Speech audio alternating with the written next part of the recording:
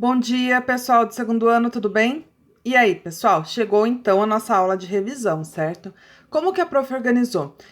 Organizei da seguinte forma: eu vou passando para vocês algumas páginas e alguns conceitos que vocês devem revisar. Então, vocês têm que fazer a leitura da apostila, certo? Mas eu garanto que quem fizer essa leitura com calma, relembrar alguns conceitos que às vezes parece meio intuitivo, mas a gente se engana e tudo mais, tenho certeza que vai ter um excelente desempenho na prova, tá? O que nós estudamos nesse bimestre, pessoal? Neste bimestre, nós estudamos os espaços urbanos, certo? No bimestre passado, nós falamos um pouquinho sobre agricultura e tudo mais, como que é a agricultura mundial, os prós, os contras, transgênicos, né? E agora nós estamos falando um pouquinho de urbano, de cidade. Então a gente vai falar num contexto geral, né, no mundo, como que é, como aonde foi pensado, foi planejado, aonde não foi um crescimento desordenado, né? Falamos um pouquinho sobre a profissão da pessoa que é bacharel em arquitetura e urbanismo, qual que é a importância disso para a sociedade, certo? E vimos também como que se organizou aqui no Brasil as nossas grandes cidades. E por último, nós vimos um pouquinho sobre os problemas ambientais ocasionados por conta desse crescimento demográfico na região urbana. Então, olha só, pessoal, nas primeiras páginas do capítulo, ele vai falar principalmente de quando foi que a sociedade mundial passou a se tornar majoritariamente urbana, né? E nós ficamos bem surpresos ao descobrir que foi somente quando a China se urbanizou, e vamos tomar bastante cuidado quando a gente falar da China, né? Vamos pensar bastante em China, porque quando eu era jovem, os meus professores já falavam: olhem, observem os tigres asiáticos, principalmente a China. Olhem o crescimento da China. E realmente a China se transformou muito nesses últimos 30 anos, tá? E, inclusive, mesmo sendo um país, né, capitalista, como ela tem adquirido alguns hábitos de país capitalista, tá? Algumas providências têm sido tomadas como se fosse uma economia de livre mercado, certo? E isso está fazendo com que a China não apenas evolua, cresça em termos de PIB, mas também de tecnologia. Não preciso nem falar isso para vocês, que vocês entendem melhor do que eu, tá? E isso só aconteceu, gente, graças ao quê?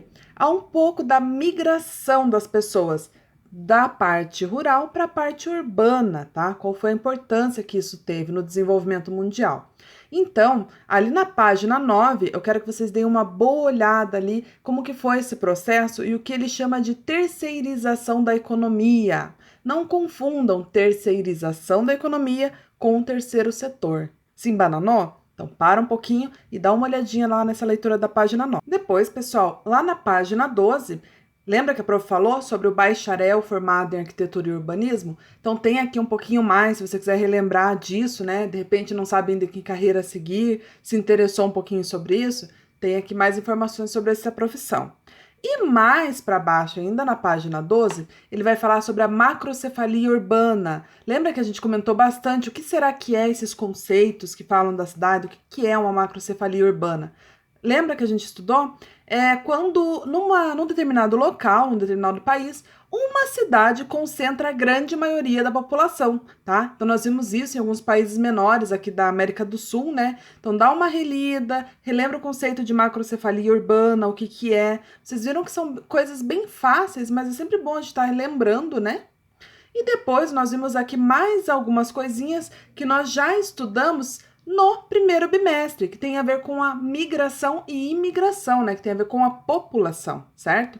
E eu vou pedir para vocês relembrarem o que são esses movimentos pendulares, tá? Essas cidades dormitórios, conurbação, que tem esse nome estranho, mas é algo bem prático da nossa realidade, ali acontece com a gente com bastante frequência, tá? Vou pedir para vocês darem uma olhadinha na página 12 e 13, em especial nesse quadro, relembrar esses conceitos, que são coisas que acontecem com a gente, mas que a gente não lembra exatamente o que significam, né?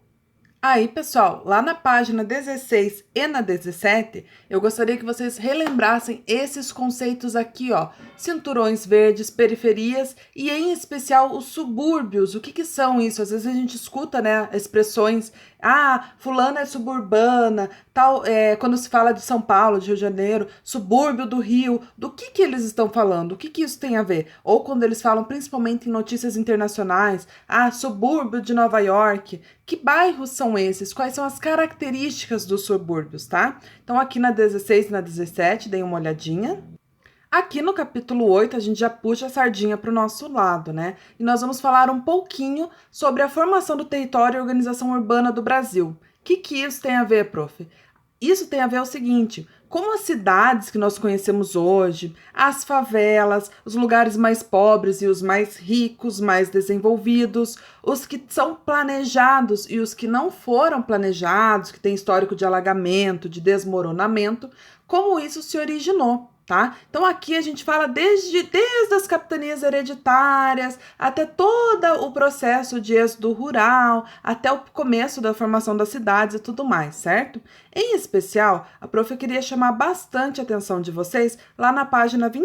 Aqui na página 29, a apostila traz um apanhado de coisas para vocês e explica principalmente como foi importante a mudança da capital do Brasil, né, sair lá do Rio de Janeiro e ir para Brasília, e como foi importante o planejamento e a construção de Brasília, tá? Como isso propiciou para que essas cidades ao redor ali e aqueles estados também se desenvolvessem, né? Então você tem toda a Goiânia, depois você pega um pouquinho de Mato Grosso ali, e como isso se desenvolveu e cresceu a partir da década de 60 lá com a criação de Brasília, tá? Como foram se formando novas cidades ao redor dessa cidade. Depois, pessoal, lá no capítulo 9, né, o último capítulo desse bimestre, ele fala um pouquinho sobre os problemas ambientais. Lembra que nós já conversamos? Toda ação do homem, ela vai sim gerar um problema ambiental, vai gerar um resíduo, né, vai contaminar o ambiente de alguma forma. Com a formação das grandes cidades, muitas delas não sendo planejadas, né, e os bolsões de pobreza, isso também vai impactar no meio ambiente, né? A gente sabe disso. Aqui embaixo, nesses post-its, né, que a apostila coloca pra gente, ele mostra como a poluição vai influenciar cada parte da natureza. Então, você tem o relevo, a cobertura vegetal nativa ali, as árvores nativas daqueles locais, os rios, os solos e tudo mais. E eu gostaria de chamar a atenção de vocês para principalmente os solos, né, gente? As enchentes e desmoronamentos que a gente vê são coisas anuais, como se a gente ficasse esperando isso no verão, né? Então, no verão você tem o quê? Você tem dengue, desmoronamento, enchente e câncer de pele, certo? São essas as atrações do verão para o Brasil, né? Esse ano, excepcionalmente, acrescidos de um Covid, tá bom? Mas principalmente preste atenção no solo, tá? Brincadeiras à parte. Como é a poluição do solo e como isso impacta no meio ambiente. E para finalizar, porque eu sei que vocês não gostam muito dessas aulas longas, né? Eu gostaria que vocês dessem uma olhadinha lá na página 53 sobre a questão do lixo e saneamento urbano, tá?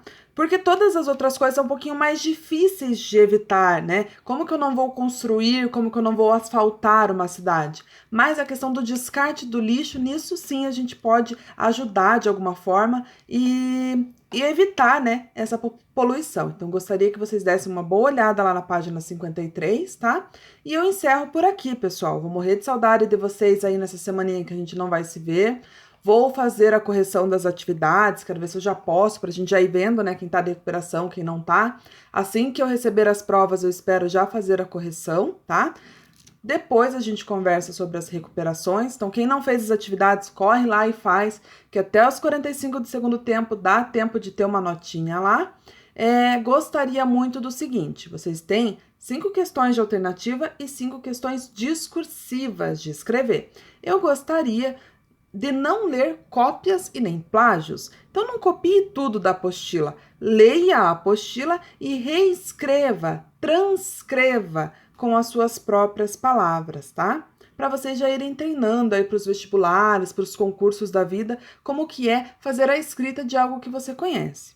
Se você seguiu esse roteirinho de estudo, se você está acompanhando comigo, se você já anotou as páginas que você tem que reler, tá? Tenho certeza que você vai tirar essa prova de letra. Um beijão, fiquem com Deus e não esqueçam de validar a presença de vocês, tá?